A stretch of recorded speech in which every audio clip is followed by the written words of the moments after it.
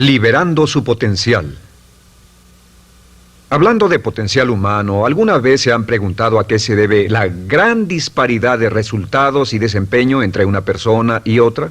Una persona que percibe $250,000 anuales no es 10 veces más astuta ni mejor que una persona que percibe $25,000 anuales. ¿Por qué la diferencia de 10 veces sus ingresos? Y si tomamos a una persona que percibe $2,5 millones al año, ¿será esa persona 100 veces mejor, más astuta que la persona que gana $250,000?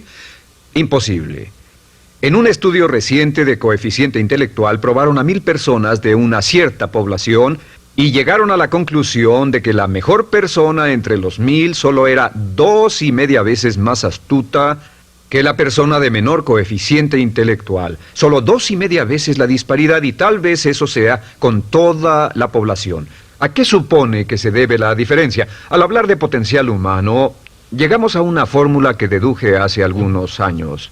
Tal vez eso lo explique un poco. La fórmula comienza con lo que llamamos AI, o sea, atributos innatos, las cualidades, la inteligencia, la habilidad, el temperamento, cosas con las que se nace que no pueden cambiarse mucho. Además de los atributos adquiridos.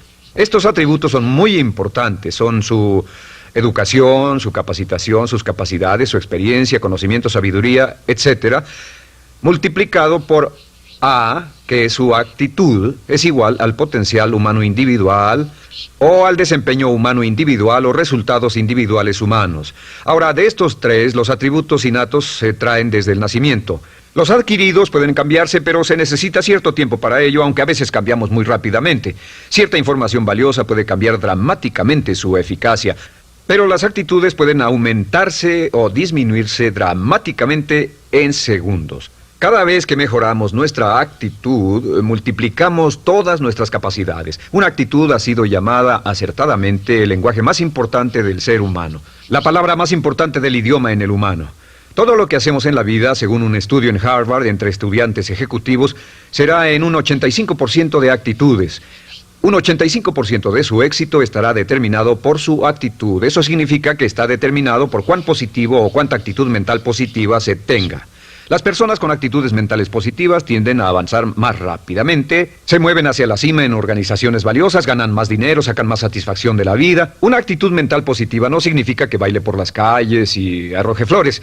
Solo significa que tome una actitud constructiva en general o se aproxime hacia su trabajo, su vida, sus problemas, relaciones, etc.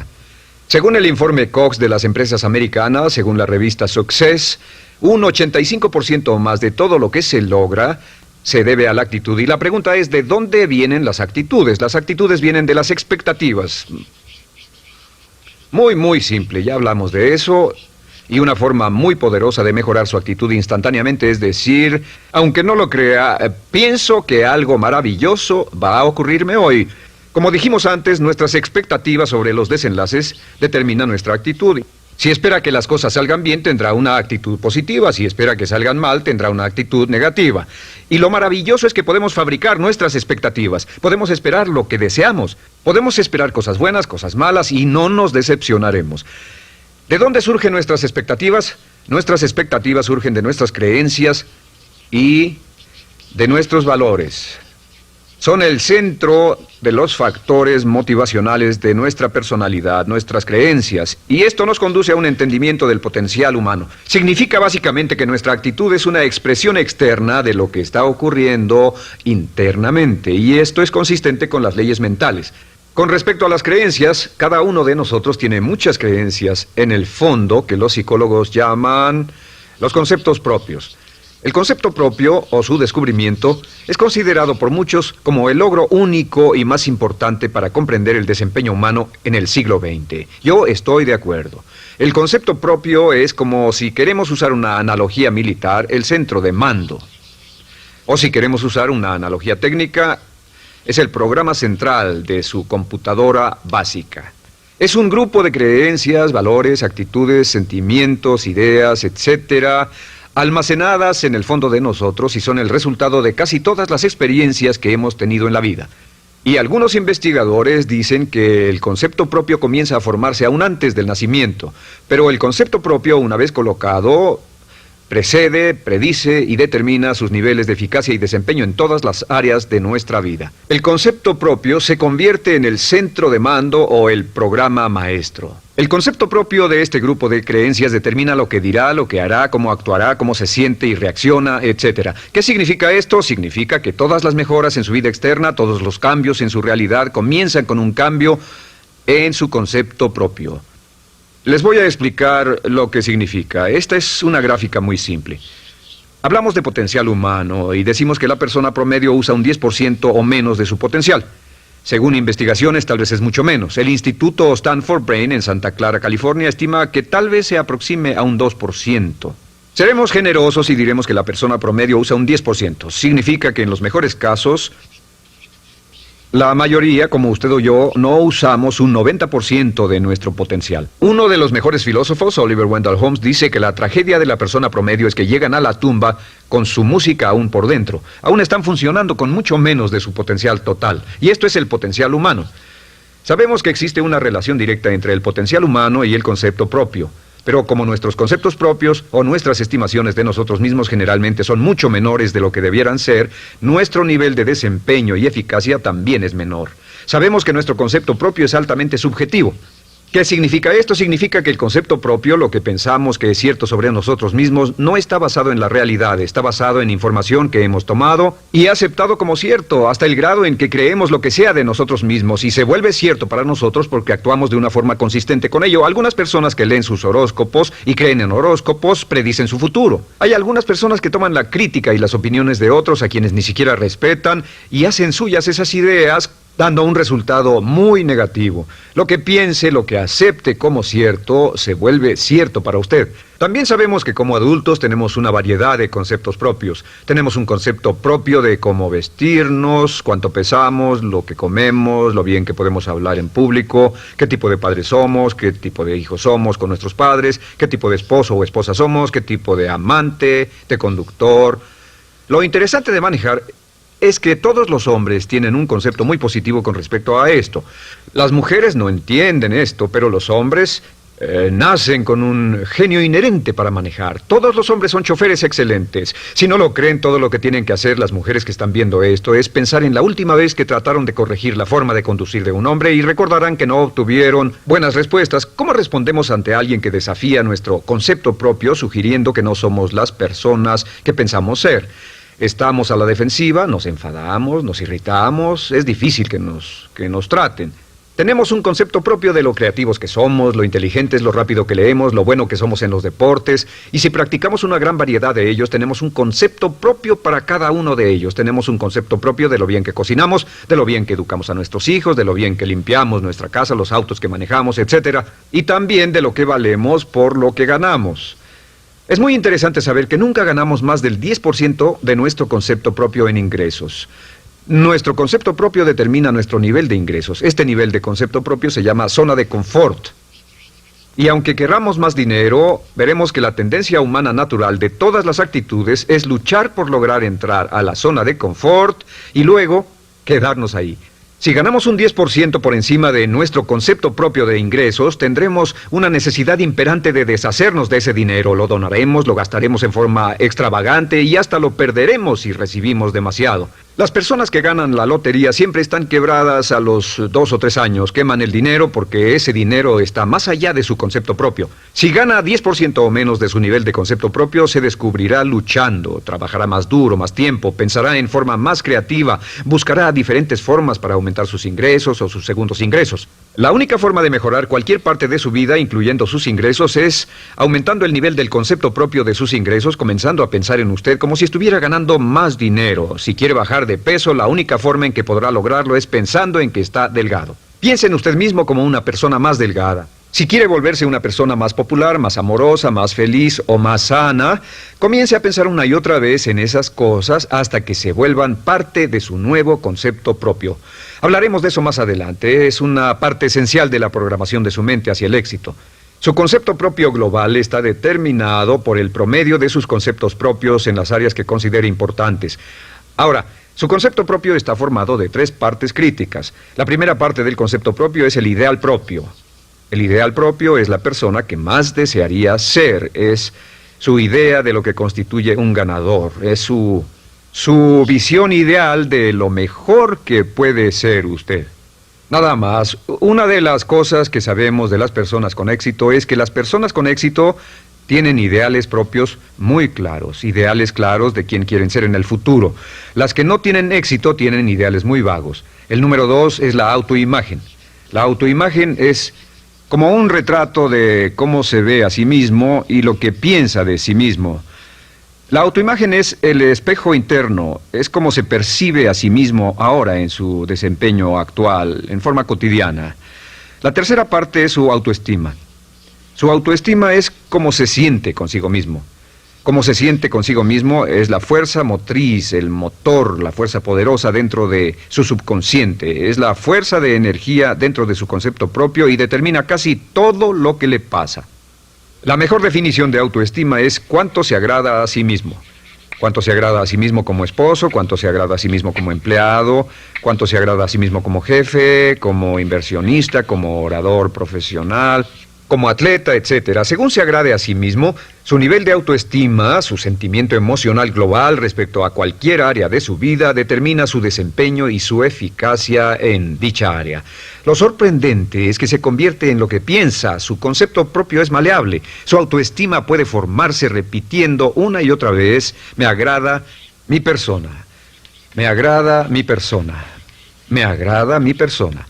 Me agrada mi persona, me agrada mi persona, me agrada mi persona. Entre más se repita, me agrada mi persona, me agrada mi persona, entre más lo repita una y otra vez, más crecerá su autoestima y entre más crezca su autoestima, más crecerá su concepto propio global. Cuando crezca su concepto propio global, su desempeño será mejor en todo lo demás que emprenda. Cada vez que diga, me agrada mi persona, me agrada mi persona, me agrada mi persona, me agrada mi persona, me agrada, será como bombearse psicológicamente. Todo lo que pase que haga que su autoestima suba, hará que se comporte mejor. Todo lo que haga que su autoestima baje hará que se comporte peor, que cometa errores, que sea infeliz, etc. Un punto crítico de agradarse a sí mismo, sobre autoestima y agradarse a sí mismo, es que, número 1, nunca puede querer a nadie más de lo que se quiere a sí mismo. Que su nivel de autoestima es determinante de la calidad de relaciones que tenga con los demás. Y número 2, es que nunca puede esperar que nadie más lo quiera o respete más de lo que se respeta a sí mismo. Cuanto se agrade o se respete a sí mismo, determina sus actitudes hacia usted. Todas las escuelas de psicología actualmente están de acuerdo en el hecho de que depende de lo que usted realmente se quiera y se respete a sí mismo como un ser humano valioso e importante, tiene efecto sobre todo lo que le pase. Cuánto se agrade a sí mismo, y lo que puede hacer es mejorar su autoestima diciendo me agrada mi persona, me agrada mi persona, me agrada mi persona, me agrada mi persona. Y esto nos lleva a la pregunta, ¿de dónde viene el concepto de autoestima? Y descubrimos que el concepto propio es maleable, puesto que no nace con este concepto propio, no nace con ninguna idea sobre sí mismo, no nace con autoimagen ni autoestima. Nace, en cierto modo, como potencial propio. Es la mejor forma de plantearlo. La persona promedio llega al mundo como potencial puro. Y no tiene el concepto propio de que todo lo que es ahora, todo sentimiento que tiene, toda actitud o valor, tuvo que aprenderlo en el transcurso de su vida. También sabemos que el niño llega al mundo con una necesidad imperante de amor y contacto. Y como una gran cantidad de investigaciones lo indican, necesitamos mucho amor y contacto durante toda nuestra vida, pero en especial durante nuestros años de formación, porque de niños aprendemos quiénes somos, cuánto valemos, si somos importantes, inteligentes, amorosos, chistosos. Todo esto lo aprendemos por la forma en que nuestros padres nos tratan. Si nuestros padres, nuestros parientes, tíos o tías, en especial nuestros padres, nos tratan como si fuéramos realmente importantes, crecemos pensando que somos realmente importantes, pero si nuestros padres no lo hacen, pasa algo más. Sabemos que los primeros años de vida son los más importantes para el desarrollo del concepto propio, que un niño comienza a partir de cero. El niño nace sin saber quién es él o ella. Son sumamente valiosos el primero, segundo, tercero, cuarto y quinto años de vida. Algunos psicólogos pensaban que eran los 5 primeros años, pero ahora dicen que son los 3 primeros años. En sus 3 primeros años de vida el niño aprende quién es y dicen que si se les da suficiente cantidad y buena calidad de amor en los 3 a 5 primeros años, los prepara usted de por vida. Los coloca en una base sólida de autoestima y confianza en sí mismos, valor e importancia realmente. Existe una relación directa entre la calidad y la cantidad de amor y el desarrollo de una personalidad sana. Entre más amor, amor incondicional, reciba un niño en sus años formativos, más fuerte será la base de su personalidad. El reverso de la educación es que casi todos los problemas de psicosis, neurosis, perturbaciones de la personalidad y problemas de comportamiento surgen de los problemas que se tengan con el concepto propio.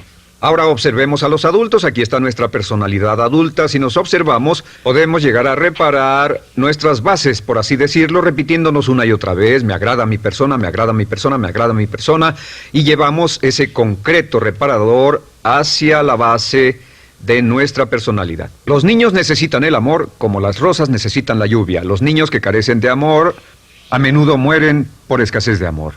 Es una enfermedad llamada marisma. Ahora, ¿qué más sabemos sobre los niños? Sabemos que los niños llegan al mundo con dos atributos notables. El primero es que no sienten temor.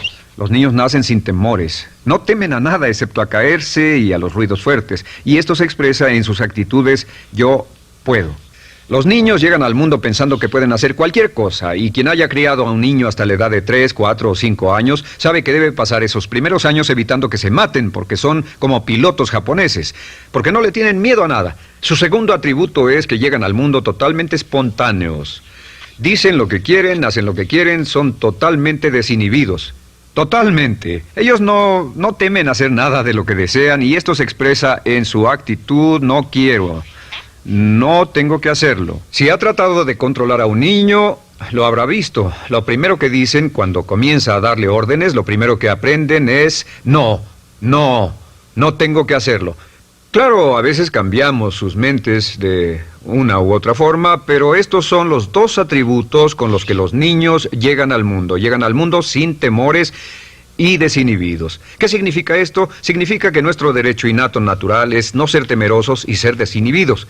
Y solo cuando podemos crear la misma situación en nuestra vida adulta, cuando no tememos y somos desinhibidos, nos sentimos a gusto con nosotros mismos. Las mejores organizaciones, las mejores compañías son las que crean un ambiente donde nos sentimos sin temores y sin reservas para ser nosotros mismos y para hacer lo mejor de nosotros. Al crecer descubrimos que los niños aprenden de dos maneras. La primera es por imitación. Imitan a uno o a ambos padres, en especial al padre dominante. Algunas veces el padre dominante cambiará cuando crezca el niño, y a veces los niños imitan al padre, a veces a la madre, pero aprenden por imitación. Muchas características y hábitos que tenemos como adultos los aprendimos de nuestros padres. ¿Alguna vez ha tenido la oportunidad, ha tenido la ocasión de gritarle o reñirle a uno de sus hijos? Verá que le dice las mismas cosas que le dijo su padre a usted cuando era niño. Así que imitamos. A veces imitamos su caminar, a veces su forma de hablar, a veces imitamos sus valores, sus creencias, etcétera, aunque esos valores y esas creencias no tengan ningún valor. ¿Por qué? Porque nuestros padres eran así cuando nosotros éramos niños. La segunda forma en que aprendemos es pasando de la incomodidad, lo que no se siente bien, hacia la comodidad. Freud llamó a esto el principio del placer. O sea que nos movemos hacia aquello que nos hace sentir cómodos, lo que nos da placer, lo que nos hace sentir bien con nosotros. Nos movemos de la incomodidad hacia la comodidad. Así es como aprendemos a no mojar el pañal, por ejemplo. Sabemos que no es agradable caminar con popó o pipí en nuestros pañales. Vemos lo que hacen nuestros padres, vemos lo que nuestros parientes hacen y decimos: estas personas no hacen lo que yo. Así aprendemos a caminar y lo demás. Así que de la incomodidad hacia la comodidad. Durante toda nuestra vida, por cierto, así es como aprendemos. Imitamos leyendo lo que otras personas hacen, estudiando libros y en el trabajo, imitamos cuando vamos a la escuela, y hacemos lo que nos da resultados positivos, lo que nos da refuerzos positivos, y hacemos cada vez menos las cosas que nos causan incomodidad o dolor. Ahora, muy temprano en la vida, como equivocación o como resultado de una equivocación que los padres cometen en la crianza, los niños comienzan a aprender hábitos y patrones negativos. Los patrones y hábitos negativos tienen sus raíces principalmente en la crítica destructiva. La crítica destructiva comienza muy temprano en la vida, a veces en los primeros meses. Y la crítica destructiva la usan los padres para dirigir y controlar a sus hijos.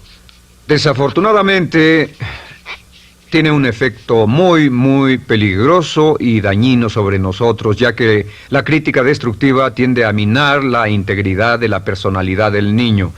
Muchos de nosotros, incluyéndome a mí y a muchos de ustedes, nos hemos visto minados y heridos por la crítica destructiva más que todas las guerras en la historia. Ahora, como resultado de la crítica destructiva, comenzamos a desarrollar hábitos y patrones negativos. Los patrones de hábitos negativos son respuestas condicionadas hacia los estímulos. Los patrones de hábitos negativos se desarrollan en los inicios de la vida. Se desarrollan como resultado de una repetición del temor y el dolor una y otra vez. Se desarrollan como resultado de la crítica destructiva, el castigo físico, etc. En los inicios de la vida comenzamos a desarrollar dos manifestaciones que nos persiguen durante toda nuestra vida y más que ninguna otra cosa inhiben nuestro potencial. La primera es la llamada patrón de hábito negativo inhibido. El patrón de hábito negativo inhibido se aprende cuando al niño le dicen una y otra vez no. Aléjate de ahí, no toques eso, y se le castiga. Cuando el niño intenta algo nuevo, o se involucra con algo, o huele algo, o derrama algo, o rompe algo accidentalmente, el padre estalla y se enfada mucho. Como ven, el niño está impulsado por la curiosidad insaciable de explorar su mundo. Y lo que pasa es que cuando lo explora o se interesa y echa a perder algo, si el padre reacciona golpeando al niño, el niño comienza a pensar cada vez que intento algo nuevo, cada vez que intento algo diferente, cada vez que voy más allá de mis límites, cada vez que me salgo de mi zona de comodidad, cada vez que no juego sanamente, me golpean, me castigan, me lastiman, me envían a mi alcoba y me siento mal. Y muy pronto el niño desarrolla el sentimiento de no puedo, no puedo. No puedo. Cada vez que trato algo diferente, me castigan. No puedo, no puedo, no puedo. Es como la respuesta de Pavlov. Pavlov sonaba la campana y le daba de comer a un perro, y el perro salivaba, y Pavlov alimentaba al perro. Mientras sonaba la campana, el perro salivaba y siguió haciendo eso, y después Pavlov solo sonaba la campana y el perro salivaba. Lo que pasa en la vida adulta es que esto crea lo que llamamos temor al fracaso. El temor al fracaso es una respuesta condicionada a un proceso de crítica destructiva que ocurre en los primeros 5 o 6 años de la vida. El temor al fracaso automáticamente nos activa, nos sentimos ansiosos, tensos, intranquilos, sentimos presiones y estrés en nuestro plexo solar, sentimos ganas de retirarnos del evento, y el temor al fracaso es la razón principal por los fracasos en la vida adulta. Es la razón principal por la que evitamos cumplir plenamente nuestro potencial. De hecho, todos los patrones de hábitos negativos se experimentan en el cuerpo físico. Puedes saber cuál es un patrón de hábito negativo porque se siente en el cuerpo físico, precisamente. El patrón de hábito negativo inhibido, el temor al fracaso, el no puedo, ocurre primero que todo en el plexo solar. ¿Ha tenido la ocasión donde debe hablar frente a un grupo, debe ir a una revisión de su desempeño o debe hacer una llamada determinante? Primero su plexo solar se aprieta. Si el temor continúa, su respiración se acelera. Su corazón comienza a latir apresuradamente, su frecuencia respiratoria aumenta y le duele la cabeza como migraña en la parte frontal, su garganta se le cierra y no puede hablar y se le seca la boca por completo, y como se pone tan tenso y asustado, va corriendo al baño. Estas son todas las manifestaciones. No hay peligro físico, pero sí peligro psicológico, una respuesta condicionada. Cuando sentimos estas cosas, la tendencia es retirarse de la situación que las ocasiona, y es la razón por la que no logramos mucho si retrocedemos. Es muy importante. El segundo patrón de hábitos negativos es el compulsivo. El patrón de hábito negativo compulsivo se aprende cuando a los niños se les dice una y otra vez: más vale que lo hagas. Si no lo haces, tendrás problemas o me las pagarás. A los niños se les convierte en recipientes del amor condicionado. Los padres no intentan hacer esto, pero lo que hacen es sugerirle al niño: no te amo, por lo tanto no estás a salvo, a menos y hasta que hagas lo que yo quiero. El niño crece sintiendo: tengo que hacer lo que quiera mi mamá. Debo complacerla, debo complacer a papá, debo complacer a los demás, debo complacer a mis parientes, y a veces debo complacer a mis semejantes, debo complacer a mis maestros, debo complacer a todo el mundo, y crecen con esto: debo. No puedo hacer lo que quiero hacer, debo hacer lo que complace a las demás personas. Este patrón de hábito negativo muy temprano en la vida se traduce en el temor al rechazo. El temor al rechazo lo experimentan los hombres como adultos como un comportamiento tipo A. Hablaremos del comportamiento tipo A posteriormente. El comportamiento tipo A es una necesidad compulsiva o excesivamente compulsiva de complacer de algún modo a alguien sin normas de comportamiento, prácticamente sin pensarlo. El temor al rechazo nos impulsa, nos hace muy sensibles a las necesidades de los demás. Hacemos cosas que otras personas quieren, no hacemos lo que nosotros queremos. Siempre estamos tratando de complacer a los demás. Tenemos preocupaciones o nos importan las opiniones, sentimientos y actitudes de otros hasta el punto donde ocultamos nuestras necesidades. El temor al rechazo se siente en la columna del cuerpo. Se divide el cuerpo a la mitad y se siente hacia abajo en la mitad posterior del cuerpo. El primer lugar donde comienza a sentirse el temor al rechazo es generalmente en los hombros y el cuello. Nos sentimos entumidos, duros, tensos. Cuando tenemos mucho que hacer sentiremos un estrés tremendo en la columna. Los músculos se estiran en la parte posterior. A veces se manifestará como flebitis y venas varicosas y a menudo nos darán dolores de cabeza en la parte posterior de esta porque las arterias carótidas que llevan la sangre hasta la cabeza, los músculos a su alrededor se contraen y la cantidad de sangre que fluye hacia la cabeza fluye más lentamente y se siente un terrible dolor de cabeza en la parte posterior. Estos dos temores, los patrones de hábitos negativos compulsivos, el compulsivo y el inhibitorio, son resultado de la crítica destructiva, el gran destructor de la personalidad que nos persigue durante toda la vida. Y lo maravilloso de todo esto es que como son patrones de hábitos aprendidos, podemos olvidarlos. Podemos acabar con el temor al fracaso que nos detiene. Podemos acabar con el temor al rechazo que hace que hagamos cosas que complacen a los demás en vez de complacernos a nosotros, trabajando con nuestra propia autoestima. Porque existe una relación inversa entre la autoestima y el patrón de hábitos negativos. Porque entre más se agrade a sí mismo, menos teme al fracaso. Entre más se agrade a sí mismo, menos teme al rechazo. Entre más se agrade a sí mismo, menos temerá a cualquier cosa. Y si sigue repitiendo, me agrada mi persona, me agrada mi persona, me agrada mi persona una y otra vez, si sigue diciendo esto, con el tiempo su autoestima sube más y más y más y más y sus temores desde luego bajan. Cuando su autoestima sube, sus temores van en dirección opuesta. Ahora, ¿cómo enfrentar la crítica destructiva si debe criticar a otras personas? Pues eso es muy simple. Muchos padres nos han preguntado eso. ¿Cómo se controla a los niños? Una de las claves para controlar a los niños es dirigirlos para que hagan algo constructivo en lugar de hacer algo destructivo. Otra cosa que debe recordarse es que lo que quiere hacer es que quiere dar una crítica informativa, crítica constructiva, lo que significa que se les dice a los niños lo que pueden hacer o a los adultos lo que pueden hacer mejor. Todo el propósito de dar retroalimentación de cualquier tipo es mejorar el desempeño. Si es padre o si es jefe o si es una persona en una relación, si una persona está haciendo algo malo o inadecuado, todo el propósito de darles cualquier tipo de retroalimentación es para que puedan hacerlo mejor. Sin embargo, existe una relación directa entre la autoestima y la crítica destructiva. Cada vez que se critica a una persona, su autoestima baja.